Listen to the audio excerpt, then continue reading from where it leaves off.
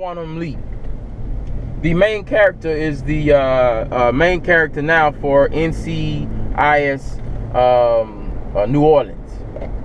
And what happened was he was a scientist and whatnot, and one of the first handheld devices outside of Star Trek was one of these TV shows, this particular TV show, where the guy in Quantum Leap, his protege, who was there to help him through whatever situation he had going on, he would try to work this code out in this little handheld device that would hopefully help the main character arrive at the destination. And the whole point was that the main character in their experiment jumped from his present time into another time in history. And after so many days or after so many hours or whatnot in the particular era that he landed in his quantum leap, he would have to exist in a body of the person he landed in. He would have to take on that identity and solve whatever problem came up. But the biggest problem he had was that he could not leap home. In all of his quantum leaps, the leap that he wanted the most was the leap to get home. And he spent, I can't remember how many seasons, or if it was a season, trying to quantum leap back home. What we have to realize, born into this body, is that we are ever in a quantum leap, whether short-term quantum leaps or long-term quantum leaps. But whatever it is that we're trying to accomplish, we are in a quantum leap. And the leap that we're trying to accomplish the most is our personal leap home. The leap to who we were born to be. If you ask most people, what is that you want to do in life? Who are you? What is it that you want to accomplish? Who are you, or what were you defined for or designed for? Most people cannot tell you what makes up their DNA. And I'm not talking about the scientific. I'm talking about what it is that wakes them up in the morning. And if you ask most people, they'll tell you, well, what wakes me up in the morning is my alarm clock. The one thing I love about what Zig Ziglar says is, instead of calling the alarm clock an alarm clock, call it the opportunity clock. Why? Because every day you have an opportunity to produce something great. Every day you have an opportunity to quantum leap into the life you want. And you can't do that by sitting down waiting on something to happen to you. You have to happen to life. You can't sit down and just say, well, I'm just going to see what happens. Because that's what the poor do. That's what a poverty mind state does. Sits and waits for something to happen. But a great person, a warrior, a conqueror, a person of achievement, they happen to something. Mahatma Gandhi happened to something. Martin Luther King Jr. happened to something. Malcolm X happened to something. So my question to you is, what are you going to happen to? And the only way that you can happen to something is by first planting the seed, nourishing the seed in your mind. Because what you think about the most, you produce.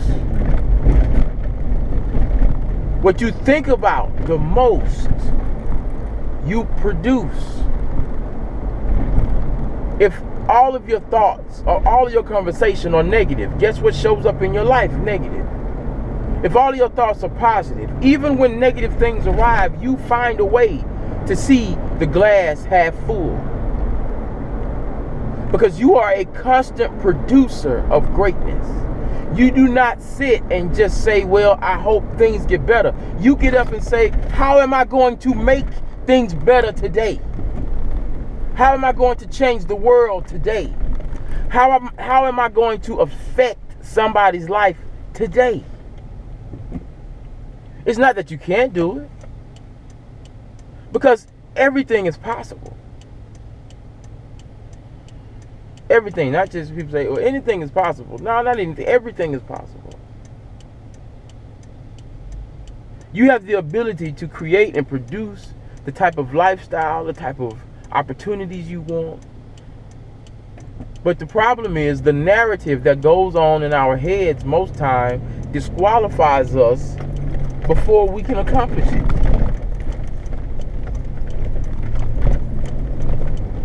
It's not what people say about you that matters.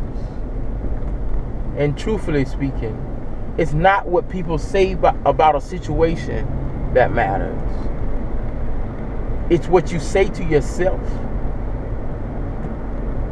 It's how you believe in yourself. It's how you see yourself. That's the only thing that matters. If you see yourself as nothing, then you will produce nothing. If you see yourself as great, you will produce greatness. Why do you think they call the man Alexander the Great? Why did you think they called I can't think of his name, Richard the Lionheart? Why do you think they called him a Lionheart? Why? Because the man was a lion. He on the battlefield, he was a lion. He presented a lion mentality, that I'm the king. And if I go down, I go down. But I'm going to be great, period. That's why. Because when your swag arrives, you can't help but be the greatness you are. But if you never can bring you and your swag to the same location at the same time, then you will never be the greatness that you seek. Very simple. I shouldn't say very simple, because it's not, because it's hard work. It's hard work to produce the greatness and produce the lifestyle that you want. It's not easy. Every day it's a quest. Every day you have to wake up and you have to decide that no matter what happens in my life, that I'm going to do everything that I can to stay positive, stay focused on my goals, stay focused on my dreams, and I'm going to deliberately create the reality that I want.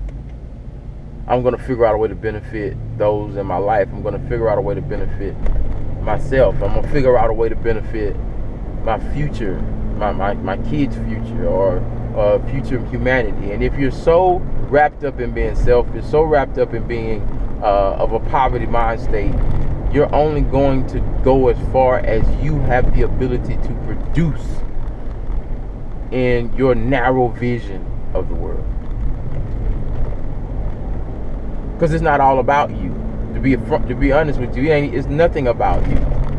You reap the benefits of what you produce, but it's not about you. If you think it's about you, most of the time it's not even gonna matter.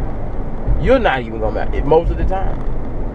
But you have to look so far down the line, and you have to see what you produce or what you do today producing value for the future. And you will be the beneficiary of that value that you produce. Albert Einstein's theories are still producing great works, and Albert Einstein has been dead for many years.